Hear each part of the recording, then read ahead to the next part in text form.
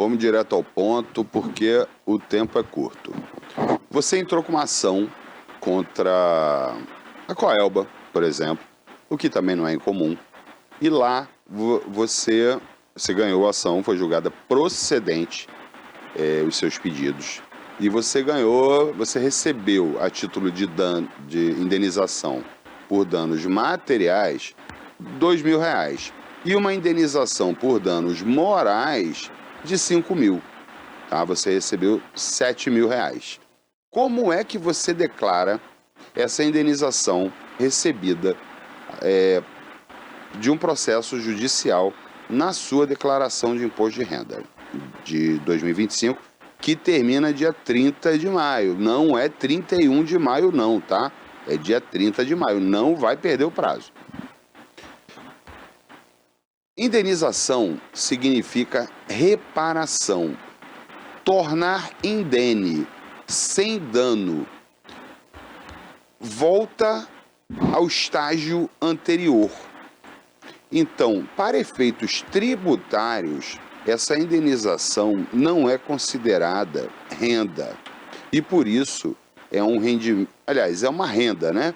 Mas não é uma renda tributável, é uma renda isenta, porque ela visa, a indenização, ela serviu para reparar algum dano que você teve, patrimonial ou moral, não significando, não importando em renda nova, em demonstração de riqueza nova, tá? Ela serviu exclusivamente para reparar um dano que você teve. Então, quando você for na sua declaração de imposto de renda, quando você for declarar, você precisa declarar isso, tá? Você precisa declarar, porque para que você tenha o aumento patrimonial, você precisa da renda que dê suporte a esse aumento patrimonial. Não basta simplesmente colocar lá na declaração de imposto de renda que você tem R$50.000 sem demonstrar de onde esse dinheiro veio, qual a origem desse dinheiro, desse valor, desse acréscimo patrimonial, dessa demonstração de riqueza. Então você vai, no caso das indenizações, na ficha, na ficha mesmo, rendimentos isentos e não tributáveis. E aí você vai lá marcar na opção outros, e aí você vai descrever como é que, de onde veio aquela indenização.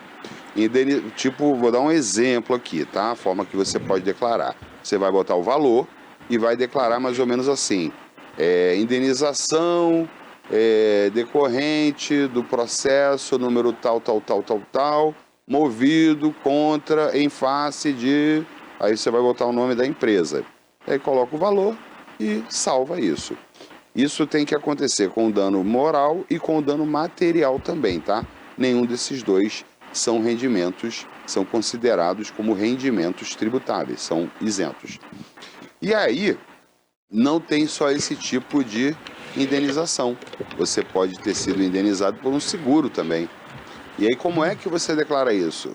Da mesma forma, você vai lá na ficha, que seguro você também não é um rendimento não tributável, ele é isento. Então você vai lá na mesma fichinha lá e declara o valor que você recebeu, também detalhando.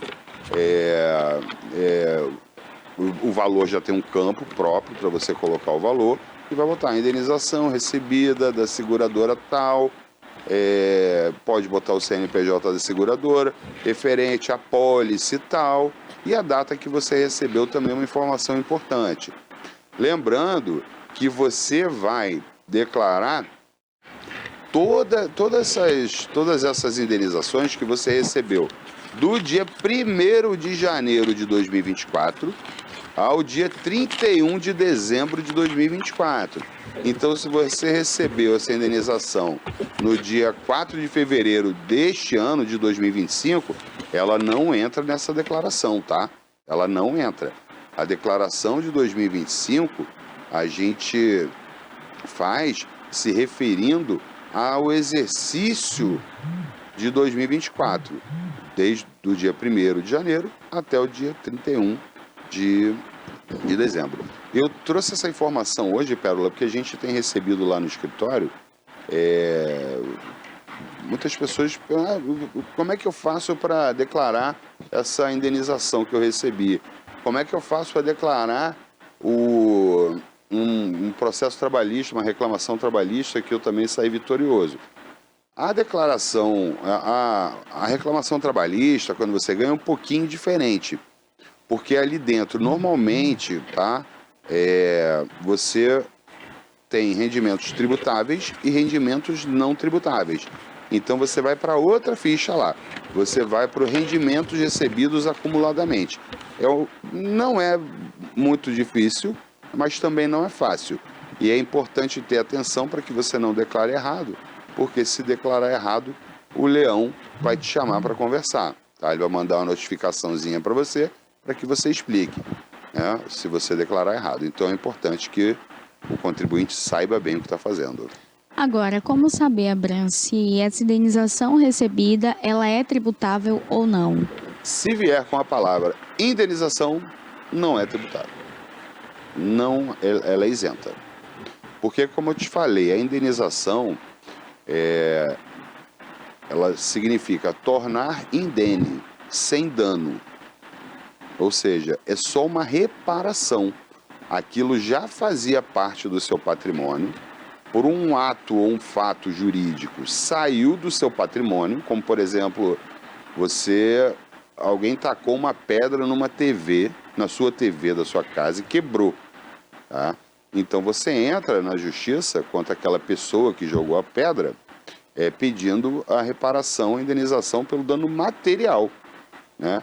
Então só está recompondo um patrimônio que você já tinha, no caso de condenação, tá? E sem falar também no crime de dano, que são esferas independentes e não se confundem, tá? Então veio junto ali a palavra indenização, é sempre isento. Certo? Certinho. Agora, digamos, esse valor, então, ele deveria vir de que forma para não ser, ou para ser, na verdade, tributável, então? Normalmente, quando a condenação é por uma sentença, tá? Uma sentença proferida pelo juiz, e ele determina, olha, condena o réu a pagar ao autor R$4.000 referentes aos danos materiais e pagar ao autor R$3.000 referente aos danos morais sofridos. Isso aí a gente vai estar... a gente está numa hipótese de total, sendo todas as verbas são indenizatórias, ou seja, nenhuma delas é tributável. Isso sai um pouco dessa questão quando a gente vai para a esfera trabalhista, porque ali o reclamante, o empregado, né, ele vai reclamar diferenças de salário, determinados direitos que lhe tenham sido suprimidos durante a relação de trabalho, durante a relação contratual de trabalho entre o empregado e o empregador, e algumas dessas verbas são de natureza remuneratória. Por exemplo, ele pede equiparação salarial, ele desempenha uma função ganhando R$1.500 e outra pessoa que desempenha exatamente a mesma função ganha R$5.000. Então ele pede a equiparação salarial, certo? Na justiça. Se a justiça, se na reclamação trabalhista dele restar procedente esse pedido, né, dessa diferença de R$3.500 ao mês, isso não é uma verba indenizatória, é uma verba remuneratória. E a verba remuneratória, ela não é isenta, ou seja, tem que oferecer a tributação. Tá? Então, são coisas que devem ser muito bem claras. As pessoas fazem muita confusão ao declarar isso, e hoje eu trouxe esse tema aqui justamente para tentar esclarecer ou deixar você com menos dúvidas, né? A declaração de imposto de renda, ela não é simples, as pessoas acham que é assim, pega ali a pré-preenchida, tá tudo certo. Não é, tudo tem que ser preenchido corretamente, às vezes vem com informações faltando, informações com alguns equívocos, informações que não vêm mesmo. E aí é importante sempre você ver, conferir e ver se ela está de acordo exatamente com tudo aquilo que você teve de rendimento durante o ano. E a declaração dessas indenizações, você declarar lá na sua declaração de imposto de renda, não é facultativo, tá? Você não é uma opção sua declarar ou não. Você é obrigado a informar, desde que você seja obrigado a declarar imposto de renda, tá?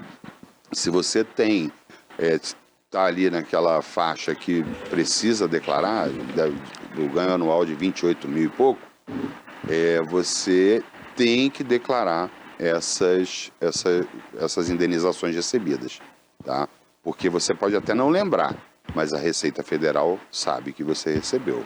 Agora me conta, no caso, por exemplo, dos honorários do advogado, pode também ou deve ser colocado ali, ser declarado? Deve ser declarado, tá? Inclusive ele serve você não vai ter benefício nenhum na verba indenizatória, porque você já não paga o imposto, certo? Não é tributado. Mas você informa o pagamento ao advogado. Se for um escritório pessoa jurídica, você deve informar lá na fichinha pagamentos efetuados, vai preencher o CNPJ da empresa que você pagou, do escritório, se for pessoa jurídica ou pessoa física. Aí você vai colocar lá o CPF ou o CNPJ na ficha pagamentos efetuados e botar embaixo honorários advocatícios referente ao patrocínio na reclamação trabalhista ou na ação civil número tal. Quanto mais você detalhar, melhor, tá? Quanto mais detalhes tiver, melhor. Mas tem que declarar sim. Agora, pode ser tributável ou não? Não. Quem paga esse tributo é o próprio advogado, né? Quando ele recebe. Se for pessoa jurídica, ele vai pagar como pessoa jurídica. Se for pessoa física, ele se submete ao Carnê-Leão, aí paga mensalmente, de acordo com a renda que ele obteve durante aquele mês. E isso só muda um pouco, além de você precisar informar esse pagamento, no trabalhista, quando você vai lá nos rendimentos recebidos acumuladamente, você deduz, você diminui o valor lá que você colocou no rendimento, tá? É a única diferença que tem.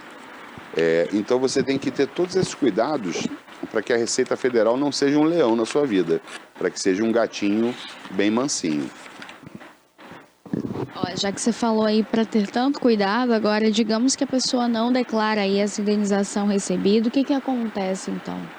É uma multa? Esse valor sofre ali alguma alteração? Então, o fato de não declarar já configura certo ilícito, tá?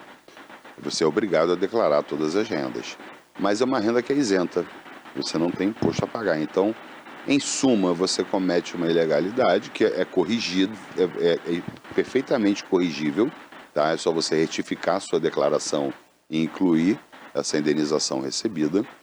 E multa não vai ter porque não há imposto a pagar. Então, nem multa, nem juros, nem atualização monetária. Você só vai corrigir a sua declaração através de uma declaração retificadora para que o fisco saiba exatamente como está a sua vida, o que você tem, o que você não tem, como está o seu... se você está crescendo financeiramente e se você está tendo a renda correspondente ao seu acréscimo patrimonial. Correto, respondido. Você tem alguma pergunta, Tonazinha? Eu quero falar sobre o seguinte: se a pessoa tem um imóvel, aí vai vender o imóvel esse ano, aí ele tem que declarar, ele vai ter que pagar sobre esse imóvel ou a receita, não é o ano base, é do ano que ele vendeu o imóvel? Como é isso? Como é que funciona isso? Então, o imóvel... Eu vendi o imóvel agora em março. Certo. Então, agora eu vou ter que declarar o imposto de renda até o dia 30 de maio. Ele já vai entrar aí? Entra? Não, você na declaração? Em março agora, março de 2025. Março de 2025. Não, então... Aí, porque a Receita... Desculpa aí. A Receita esse trabalho é sobre o ano base de 2024, não é isso? Isso. O Então imóvel- tudo que o imóvel aconteceu é um de pouco janeiro para cá diferente. não pode entrar? Não, você não... Na sua declaração de imposto de renda de 2025 agora, que você vai fazer, Aham. como o imóvel foi vendido em 2025, você não vai declarar a venda desse imóvel agora. Você vai declarar Ah, em ele não é obrigado a 2026. declarar. Não precisa. Mas você tem, como você vendeu o imóvel, você tem que ir num aplicativo lá, chamado GCAP, que apura o ganho de capital. Que Isso é é complexo, né, doutor? É complexo. Aí você tem um programinha lá, um aplicativozinho que você apura o ganho de capital na alienação, na venda daquele imóvel. E aí o que você precisa informar? O custo de aquisição, que é o custo histórico, o custo que está lá no seu imposto de renda, tá? O valor de venda. Você informa também a comissão de corretagem, paga o corretor, se tiver. Isso também entra? Entra, porque deduz da base de cálculo, né? Tá? Porque você não recebeu aquele valor todo, teve a comissão do corretor, então você informa o quanto foi de comissão que ele já tira. Vendeu o imóvel por 1 milhão. A comissão tem imobiliárias que cobram normalmente de 5% a 6%. Então vamos trabalhar com a hipótese de 6%. Então você não recebeu 1 milhão, você recebeu 940 mil. Então, em vez de calcular que você vendeu o imóvel por 1 milhão, o sistema ele vai calcular que você vendeu o imóvel por 940 mil. Ele tira da base de cálculo, tá? Ele tira do valor total, o que diminui a sua base de cálculo para a apuração do imposto. Deduzidas essas despesas, você o sistema tem um cálculo próprio lá que pode lhe restar imposto a pagar sobre o ganho de capital.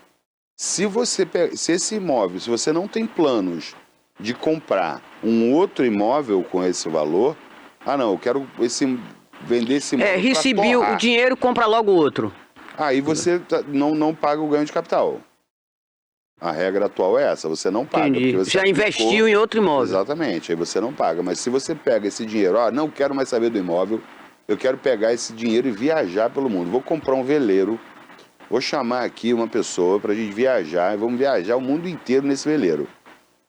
Nessa hipótese, você paga sim, tá, o ganho de capital, que é a diferença do custo de aquisição, a diferença entre o custo de aquisição e o custo de venda, e o preço de venda, tá? Aí vai um percentual, tem uma atualização que eles podem fazer, que é feito, que o próprio sistema faz, o tempo que você ficou com o imóvel e tal, e a alíquota pode ser, tanto gerar 0 de imposto a pagar, mas as alíquotas são de 15% a 27,5%. Agora, se você faz, doutor, uma doação de um imóvel, por exemplo, eu tenho um apartamento, vou doar um terceiro, nem parente, eu doei esse imóvel. Quem paga o imposto é o doador ou quem recebe? Como é isso? O doador. Normalmente o doador paga. Quem recebe a doação não paga nada. Não. Mas se eu estou transferido pro nome dele? Problema seu. Ah, é, né? Interessante isso. Mas O cara, além de ganhar o imóvel, além de ganhar, né, com a doação, tem que fazer o ainda... serviço completo. Vai dar o imóvel, vai dar despesa pro cara? Não. Dá já sem imposto, já dá com o imposto pago. Na verdade, foi uma brincadeira aqui. O responsável tributário pelo ITD, que é o imposto de transmissão da doação, ele é de responsabilidade do doador. Mas o donatário, a pessoa que Mas pode entrar num acordo, né? Fora disso. Não é fora disso. Normalmente, quem doa um imóvel, ele tem condição para pagar o imposto. E já entrega livre e desembaraçado e sem qualquer despesa para outra parte. Agora, se não tiver, olha, eu vou te dar um imóvel, mas você paga o imposto. Essa parte, você paga o imposto. Aí é um acordo por fora. Isso aí não faz diferença. As partes entram em acordo ali, não tem problema. O que importa é estar pago o imposto, senão a doação não é efetivada. Eu não sabia, eu pensava que quem recebia o imóvel é que pagava o imposto. Não. Mas aí, a partir do momento que transferir para o nome dele, agora a responsabilidade é dele. A responsabilidade já é outra história. O IPTU, condomínio, tudo isso aí agora é responsabilidade dele. Ele recebeu o bem, aceitou aquela doação, tá? Que a pessoa pode não aceitar também, né? Então ele aceitou aquilo e a partir dali, a não ser que da escritura de doação constem outros termos, ele pode ser responsável por todos os ônus dali para frente, tá? Mas tudo depende, existem, assim, uma certa liberdade, né? Ó, vou te doar o imóvel, mas eu vou continuar pagando para você o IPTU e o condomínio. Isso pode estar lá na escritura, tá? Então, pode ser assim, isso aí, existe uma certa liberdade que as partes podem transigir sobre isso. Agora, doutor, eu volto a falar sobre a questão do etarismo, esse negócio da faixa etária. Tem 80 anos, tem isenção de imposto de renda, não? Nada, que... Hein? Não. Ué? Tem pessoas com 80 anos que têm uma renda enorme. Tem milhares de imóveis. Vou isentar ele de imposto de renda, porque esse homem, ele produz riqueza. Ele pode não pagar, mas tem que declarar. Não, ele paga, declara e paga. Mas se ele não tiver nada, vou dizer, Não, se ele não tiver nada, não tem. Aí não tem o que declarar. Não tem o que declarar. Só tem aposentadoria. Então, dependendo do Quer valor dizer, antes de levarem, né? Aposentadoria antes de levarem, né? Porque levaram assim, tudo. Dependendo do valor que ele receba dos proventos de aposentadoria, ele pode estar na faixa de isenção. E o imposto de renda também incide sobre a aposentadoria, sobre esses benefícios, sim. Pensão e aposentadoria, doutor? Sim. Existe uma hipótese... Mas qual é o valor? É acima do salário mínimo, como é isso? Não, o valor de 28 mil e pouco, é o valor que está na 28 mil, você fala anual? Anual. Tem gente aí que tem aposentadoria de alguns servidores públicos de 30 e tantos mil reais, 40 mil reais. Esse aí tem que pagar mesmo. Por que ele não vai pagar o imposto de renda? A capacidade tributária, ela independe de capacidade civil, de idade... De faixa etária, não tem nada a ver. Se ele tem renda, ele paga. Existem algumas hipóteses previstas em lei que a pessoa pode ser isenta. Aqui, ó, e aqui vou dar um dado interessante. A pessoa foi diagnosticada com Alzheimer. Ela tem isenção de imposto de renda sobre proventos de aposentadoria, de pensão, inclusive de reforma. Mas não é só Alzheimer, pode ter outras doenças. Não, são outras doenças também. Tá? Tá lá na Lei 7.713 quais são as doenças que isentam a pessoa do pagamento do imposto de renda sobre proventos de aposentadoria e pensão. Tá? Então ela não paga o imposto de renda sobre aposentadoria ou a pensão que recebe. Mas se ela tem um imóvel alugado, ela paga o imposto de renda sobre o valor da locação que ela recebe. Isenta somente da aposentadoria e da pensão. Outras rendas não. Tá? Ela está aposentada, mas trabalha. A renda, servidor, por exemplo, que tem 2 matrículas, aí teve um diagnóstico de neoplasia maligna, câncer. E ela está aposentada em uma matrícula e na outra não. Eu tenho uma hipótese dessa lá no escritório, de uma cliente minha, amiga minha. Graças a Deus a neoplasia dela foi leve, né? Câncer de pele, nada demais. Só que ela tem esse diagnóstico. Então, na matrícula que ela está aposentada como professora, ela é isenta de imposto de renda da aposentadoria, mas ela continua trabalhando também como professora. No salário, na remuneração, nos vencimentos dela como professora, ela paga o imposto de renda. Entendeu? É porque ela continua ativa, então. Continua. O câncer... Ela recebe como inativa e continua ativa. Não... Oi? Ela recebe como inativa e continua ativa. Ela e recebe. se aposentou em uma matrícula. Tá? A outra matrícula ainda falta algum tempo para se aposentar. Tá? Então, mesmo tendo a isenção de imposto de renda, essa isenção, pessoal, e presta muita atenção nisso aqui, que muita gente se enrola e se embanana com isso, tá? Ela atinge somente a isenção. Ela se estende somente para provento de aposentadoria e pensão. Tá? Se você tem outras rendas, ela não se aplica, tá bom? Ah, entendi. Só se tiver outra fonte de renda. Outra fonte de renda, tá? Agora, falou em aposentadoria ou pensão, tá isento. Mas não tem um valor fixo, não? Não. Assim, não?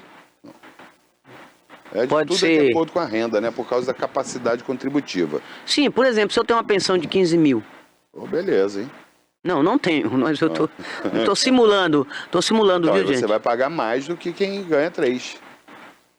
Quem pode mais, paga mais. Quem pode Mas não tem isenção, não. essa pensão aí? Não. Só se você tiver, numa dessas hipóteses que eu falei, o que eu não quero que esteja. Eu quero que você pague seus impostos. Ou que tem alguma comorbidade, né? Que possa... Né? São doenças ruins, né? E aí a pessoa precisa... Doenças crônicas, seria? São crônicas, né? Normalmente são. Né? E são doenças ruins e a pessoa precisa desse recurso mesmo para se tratar, para ter uma qualidade de vida melhor, né? Pelo menos na vida que lhe resta ali. E não tem idade, a pessoa pode ter sido diagnosticada com 20 anos ou com 65 anos, é a mesma coisa. Tá isenta de imposto de renda se ela tiver aquele diagnóstico. Agora sim, doutor, tem um prazo para você declarar o imposto de renda. Passou desse prazo. Multa. Isso que eu ia saber, que eu gostaria de saber, multa? Multa. Acho que a multa começa com R$100 e poucos, R$200, e pode ir até 20% do tributo a ser pago. A ser pago, né? Tributo que você deve. Isso. E como o vencimento é no dia 30 de maio, aquele seria o vencimento também do imposto.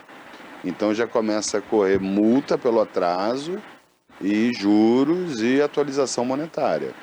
Então deixar teu imposto de renda para a última hora ou deixar para depois não é uma boa prática. O ideal é você declarar logo. Até porque tem pessoas que têm também restituição a receber.